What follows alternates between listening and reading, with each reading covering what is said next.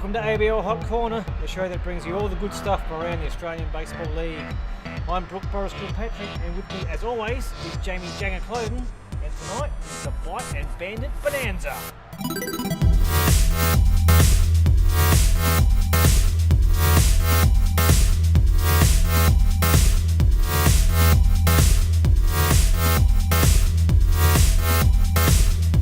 Claude, so what did you think were the big stories of this round? There was quite a few. Yeah, well, the big one was the wild weather. We never knew if there was any game was going to be played, whatever state we were in. With South Australia was getting thunderstorms, Canberra was getting hailstorms. Canberra up the ante from a bit of a thunderstorms in SA to like massive hailstorms in Canberra. And they had enough little piles of hail to create little hailmen there for a while. The ground crew were doing working their magic with the screeds, scraping everything off, and it was quite entertaining there for a while. Watch the broadcast. They made a few Hail Marys, did they? Mm-hmm. They did, plenty all around. And also, big news, we're going to have a new champion. Well, Perth aren't there. They Perth can't win aren't a fifth. there. Canberra are gone. Mm-hmm. So it's going to be a new champion for the ABL this year. There will be a newbie. And Adelaide. Mm-hmm.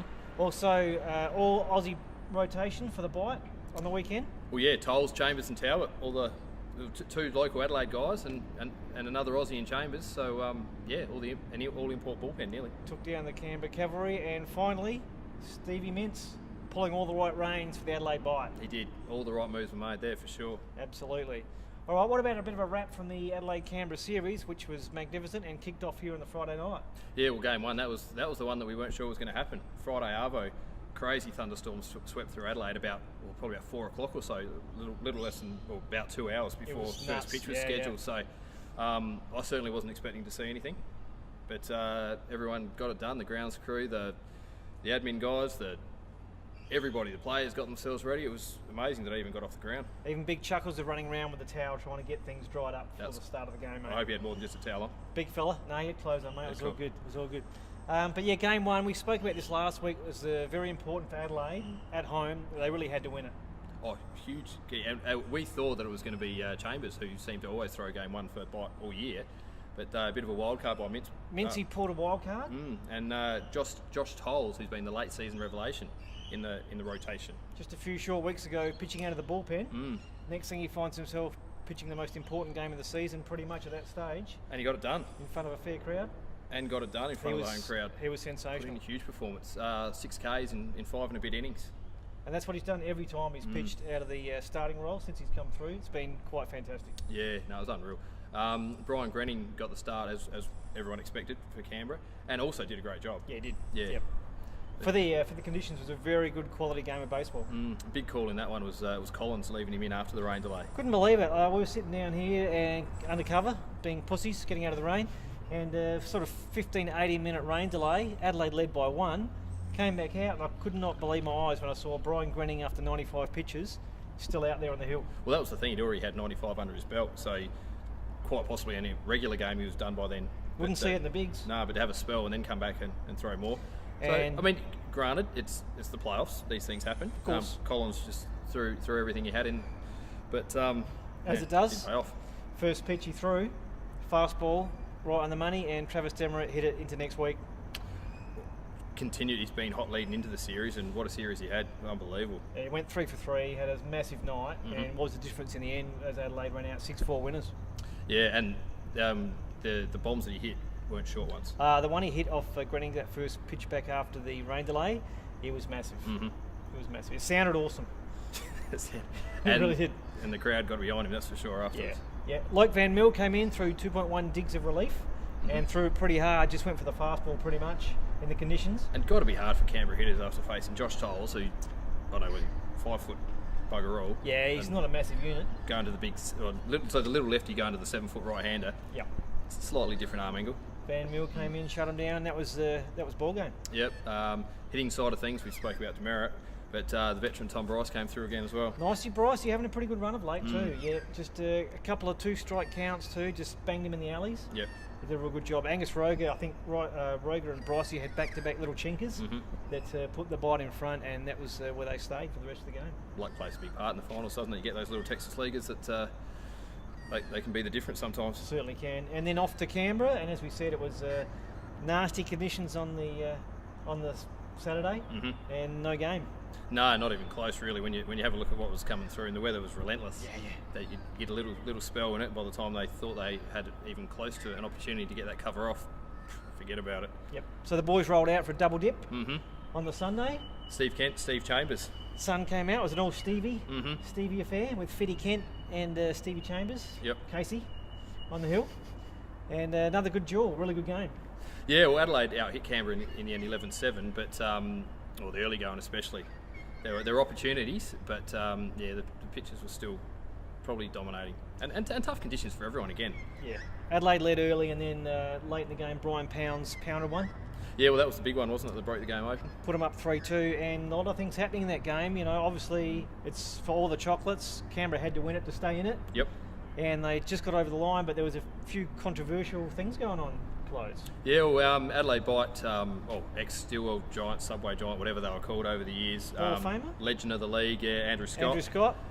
Coaching third base, he got ejected in that last inning. I think he had some sort of an issue with Michael Click on the mound, where there was a bit of history there. Seemed to have an issue with a bit of the old 30-plus SPF on the arm of Michael Click, I think, at one stage. Bit too much sunscreen. Bit too much sunscreen in one particular spot, it looked like. That's what it appeared. He'd pointed to his arm for something or other, but at the end of the day, he got shown to the dressing rooms by the umpires. Umpires weren't having a bar of it. No, weren't interested in talking, that's for sure. They said, sun safe, you're okay. They knew they were in for a long day. They didn't want to stay there any longer than they had to. Yeah, it was a pretty long day. The umpires had a bit of controversy behind the plate as well. A few borderline strike calls, you could say, that didn't go the visitors' way. Some of them on the other side of the border, I would have thought. Yeah, well, exactly. Called, I think the one that finished the game, Travis Demerit, I think maybe was just a bit outside. And even Chris Coleman called it on the call. He did.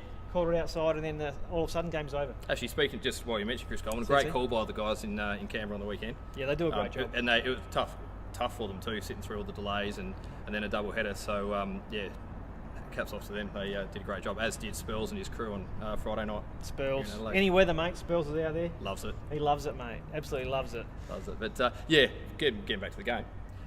Michael Click did stick around, finished off the game, struck out Demerit on that third strike, so sent it to a game 3, and I guess we'll have a chat about that in a minute, won't we? Kept the crowd happy. They were fired up after the end of game 2, and the momentum seemed to be with Canberra. So, yeah, big game 3.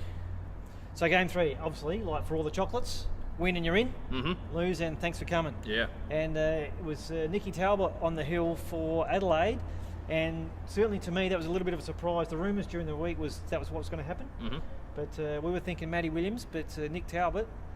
It was a pretty ballsy call by Coach Stephen Mintz, I think. He's been solid without being spectacular. So, I know he's got a sensational resume in local ball in South Australia of performing well in grand finals and the big games. So he's obviously got the temperament for it. Whether you can translate that into the high league, you never know, but he certainly came through with a pretty good start. Yeah, he worked through 5 digs and did a really good job. Kept the hitters off balance. Only struck out a couple, but the boys kept getting out of the dangerous situations with runners on base for Canberra, and that was the difference in the game. Well, there's certainly opportunities early, wasn't there, with the loaded bases for Canberra, only scored the 1. That's exactly right. So, it's just about making the most of the opportunities, and again, Talbot performed in the clutch and was able to get the big outs. Yeah. Adelaide, the boys from Adelaide, the hitters sort of 2, 3, 4, 5, they just mashed it. Absolutely mashed it. 9 hits between them. Yeah, not just getting 9 hits, but 9 big hits. There's a lot of extra bases in there. Yeah. Yeah, 7 RBI between those guys. That was Demerit, Welsh, Petty, and Brycey. Yep, and you got those guys smashing it, and you got Schultz in the leadoff spot also knocking out a few doubles across the whole series. He was good getting hits. So that's as much as the pitchers were able to hold the Canberra lineup. It was the hitting, I think, with the bite that really got them over the line. A couple of big home runs just deflated the old Canberra crowd, and certainly the Chris Coleman and the boys started to. You could just feel the air coming out, couldn't you? It had been a long day for them. It had been a long day, and you could feel the air coming out. I think a couple of home runs. Cole Petty mashed one, and that might have just been put the icing on the cake. I think. I'll tell you what, though, talking about mashed home runs, that last one by Demerit, ridiculous over the batter's eye. That was ridiculous. Straight away centre. That's as long as home run you'll see now. It's as long as you'll see, and he, like we said, has been red hot. On the flip side, for Canberra, some of their big bats, they had a couple of guys at the top of the lineup did a good job, but the big bats, Boss had a mare. Yeah, absolute mare. He didn't have his greatest series. Sorry, and a couple of strikeouts, and at one stage made an error. The error was charged to Jason Leblebigian at third base, but it looked like a catchable ball to me. It wasn't the greatest effort by Boss, but it happens. It's just when it's in the playoffs, the microscope's on. Yeah, that extended the inning and Exactly. gave Adelaide the chance to sort of tack on a couple more Yeah. early in the game, and Canberra never got back in it. Mm-hmm. No, that's right. And Adelaide just went with it, tacked on a few more late that really sealed the deal. Yeah, I think overall Adelaide just played 3 really good games of baseball. Oh, they did. Even though they lost game 2, they executed very well in all 3 games. Canberra weren't far away, but game 3 they just dropped the ball a tad, didn't they? They did, yeah. And it was a solid performance, like you say, throughout the Adelaide lineup. They had a lot of contributors where the Canberra guys did they had Harris and Stevens. These guys did the job. They were really good, just didn't have enough partners in crime. Yeah, absolutely. So overall for the series, I mean, you look at Travis Demerit's numbers. He hit 4 home runs across 3 games. And they were big home runs too. Huge home runs. Good crowd pleasers. He had 6 RBI and hit 455. So from a guy that was hitting like 170 at one stage of the season, it was definitely a pretty amazing performance. Someone might have had a word in his ear around Christmas time, I think, and he's certainly pulled his finger out and if you look unbelievable. If you look at his numbers, he certainly started to. I think early in the season he was just hacking, basically, but he started to take some walks, and he had 3 walks again in the series in the weekend. Yep. Started to really value his at bats a little more, and the proof's in the pudding. He was monstrous over that series. Cole Petty, 2 real big home runs as well. Yeah, well, he batted over 500 for the series. 538. Yeah. So that's a guy that's sort of got Adelaide there with some fantastic performances early in the season, and Petty, unbelievable. And still running too, still swiping bases. Still running, playing pretty much anywhere, like played centre field for a big unit. We had Will Lee at first base, which at times looked a little scary, but he got the job done. Yeah. And so Kyle Petty out in the outfield and played some really good ball out there. And the other one you mentioned already, Tommy Bryce, the veteran, still getting it done in the big games. We saw him in the championship series last year, have a huge series, and again batting 462. The couple of really clutch RBIs in this one again. So really, another guy that gets deep into counts and gets good at bats and gets a good wood on the ball. Even 2 strikes, can get it done. So those guys fantastic. On the flip side for Canberra, David Harris hit 400, but the boys couldn't get him in. Yeah, the big bats in the middle couldn't drive him in when he's still doing the job on the top of the lineup. But River Stevens 462 had a good series, but Jack Murphy went to the 000. Went to Dick Dastardly, mate. Absolutely nada surf. He was just brutal. So nothing for Jack, who's obviously normally a big game player, a good hitter. Jason Sloan, 111. 111 for the series. Not too much going there, and as we said, boss, the big boss, had a mare at 125. So those guys didn't fire, but Adelaide pretty much had more hitters consistently smashing the pill. Well, you get more runners on base consistently through the game. You do the math, end up getting more runs, don't you? So that's it. You win more runs, more wins. So the cavalry retreat, they're done. And it's up to Adelaide to head to Brisbane next week, and very shortly we'll preview the series between Adelaide and Brisbane close. That we will.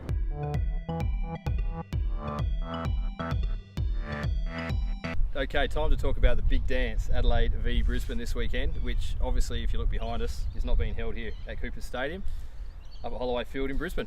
The old stadium looking a bit getting ready for football here, Clothes. I think the final pitch went down the other night, and the Norwood Football Club decided it was time to take it back. So all attention focuses now up north. It's going to be massive. Holloway Field will be pumping. The crowds will be huge up there. Crowds have been great there this year. The atmosphere on some of those games where there's been walk-offs with the Bandits winning, there's been some really great games up there, and the crowd's just been electric. Clatsy and the boys will be there. I would say so, in full Fired voice. Up, ready to go. And Gary Nielsen can't wait. Oh, obviously he's been all over it, mate. Cannot wait. He said this morning, cannot wait till Friday. Can't wait. Well, he won't be on his Pat Malone there. I think there's a lot of people up in Brisbane that are pretty keen to get a championship there. It's been a while. Well, it's been a while for everyone except for Perth and Canberra. That's it, mate. So someone new, which is fantastic. But Brizzy, Holloway Field, where they have gone 23-5 this year. Pretty amazing record. Tough prospect for the Bite to go up, travel up there, and, of course and try and win 2 or 3. I think the Bite can probably take some solace in trying to do what they call doing a Perth heat. Like Perth came here to Norwood last year on a bit of a roll, but Adelaide were the top team, and Perth came here even after dropping game 1. Yeah, that's right. Went home with the Claxton Shield, so Adelaide will believe they can win. Yeah, a lot of it's about silencing the home crowd, really, isn't it? You look back at that championship last year when Perth got in front in game 3. as much as the crowd try to get into it, it's a bit manufactured when you're in that position. And it was a bit like that on the weekend in Canberra too. Adelaide were able to silence the bats and get on top early. Yep. And you could just, as you were saying with the guys in the commentary box, it's only natural that as soon as your team's down, you start to fall away a little bit, and that's what happens with the crowd. So it'll be huge for the bite to get on board early and try and keep that noise factor down, because otherwise Brisbane will just keep rolling. Yeah, so I think the keys for Brisbane in this series, obviously they've gone 23-5 at home, like we said. Mm-hmm. So playing at home is massive for them, but they just can't let the sort of crowd overawe them. Like, it's going to be a massive crowd. Yep. Got to stay focused on the job and not just, get taken away from what they're doing because the crowd's so pumped up. Yeah, well, that's right. They just need to really keep doing what they've been doing. They've been the best in the league on the hill with their pitches. Yep. They've been the best in the league with the bats, power-wise, average-wise. They really just need to keep rolling. Whether that weekend off, last weekend, is going to halt that momentum, you wouldn't think so. They're a pretty professional outfit, but yeah, you just never know. Baseball, it's probably not going to make a big difference, but maybe there's a little something there. Mm-hmm. Having the week off and not being as sharp as normal, that will give Adelaide a chance to sort of jump in there and do some damage early. Well, it's little things like that if there's any hint of that being the case, the Bite are going to have to take every opportunity they can, because Brisbane are just a really, really good team, doing everything right. So it's going to be a huge series. One massive thing for Brisbane this week obviously has to be they can't get beaten by Demerit and Petty. Those are the guys that have really done so much damage. They've got to try and limit the damage from those guys. Well, we spoke about their numbers from the weekend just gone. I mean, both of them have been great since Christmas, but on the weekend they really stood up and really did a lot of damage in a lot of ways, scoring a lot of runs, getting big hits at big times. I mean, Demerit didn't get that hit. He was the last out of game 2 when he could have. A home run would have put them in front, I think, from memory. But that's really the only time when he didn't come up big. So, the big thing for the Bandits will be stopping those guys, I think. And again, Schultz, I mentioned earlier in the lead-off spot, keeping him off base. Yeah. In front of those guys. They've got a couple of on-base machines a little bit. Mark Wick, obviously we've spoken about before, who's been just amazing at getting on base. Every at-bat is quality at-bat. Yep. He must be a nightmare to pitch to, because when you're pitching to him, you're going to be there for the long haul. One of those real blue-collar hitters that just absolutely keeps fouling balls off and just finding ways to get on base. Not only in the batting box, but a guy that's played second base, third base, he's got a cannon. Yep. Outfield, he's been very versatile for Adelaide, and he's a massive key for those guys as well. Definitely.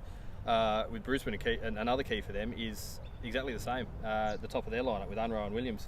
Getting those guys on base for Williams, for Lutz, for Mitch Nielsen, for these guys. So both teams, they're very similar in a lot of ways with the lineup. Those guys getting on base for the big bats in the middle are going to be a huge key. Yeah, I think now that Demerit started hitting home runs, they've got another big banger. It gives them that big banger with Petty, whereas Brisbane have certainly got a few of those blokes that can leave the yard. Oh yeah, we saw last year back-to-back home runs with Welsh, Bryce and Denning, I think, from memory. Yeah, well, Brisbane lineup is something more than capable of doing that with the amount of guys. TJ Bennett's jumped in there and just started smashing the pill when he started huge. playing. Yep. Yeah, when he plays, he's not even playing every game. They've got that many options. So it's going to be a lot of hits in the series. Even though I think the quality of the pitching is so high, I still think the bats are going to decide it. So Adelaide going up there, obviously, like we said, the home field advantage for Brisbane's massive. What do they have to do to do some damage and pinch 2 games? Well, I think if they go with Tolzer again in game 1, you would assume they'll have to. You would assume Jarvis for Brisbane, who's an 8-game winner on the season, and a horse. Yes, and he'll go all night. I just think Tolls has to get it in there again with another 5 or 6 inning start, and hold them to 1 or 2 runs like he did on the weekend. Because if Brisbane get early runs, I think it might be trouble. Yeah, I think with Adelaide too, winning breeds winning, and when you're on a bit of a roll, which they have been, they'll go up there pretty confident, just doing what they do and not too much pressure. Yep, and defense is going to be huge when you've got that huge home crowd advantage for the Bandits. As soon as you start making some errors and booting a few balls, throwing them away, that's the sort of stuff the home crowds just pounce on. I've been, I guess, pretty impressed by Adelaide in that they filled that hole when Jordan Cowan went home. They've sort of, Stephen Mintz has chopped and changed guys around to fill spots, and they've all done a pretty good job. Yeah, well, we spoke about that, wondering if they were getting another import to come out and replace him and everything, but they've pretty much done it all in-house just by juggling around guys. Like Demerit obviously has moved across to shortstop and doing a hell of a job. Wick coming from the outfield. Steph Welsh missed a few games, a few series actually. Yeah, he did. So by him coming back into third base, that's another bat too. Settled everything. Yep. And of course Kyle Petty, he's for such a big guy, so versatile and really impressive. Being able to hold down centre field. Yeah, no, absolutely. Now, we spoke about Adelaide, Brisbane head-to-head. Obviously, Brisbane had the wood on Adelaide during the season, but they played very early in the year, and I think in some of those games that Brisbane won, it was all about the Adelaide bullpen that sort of gave it up. Yeah, well, we've spoken about Adelaide's slow start to the year. They were 1-7 after 2 series, with one of those series being against the Bandits. And it was the bullpen struggling there. And in the 2 series they've played, I think Brisbane have won 6 of those, Bite 2 obviously. But in 6 of those games, obviously Bite winning 2, 4 others they've held the lead, which was those early ones where the bullpen gave it up. So it's probably the 2-6 record probably doesn't indicate just how close the series were. It's only a couple innings here and there that really was the difference. More importantly, for that bullpen that gave it up, most of those guys aren't there anymore.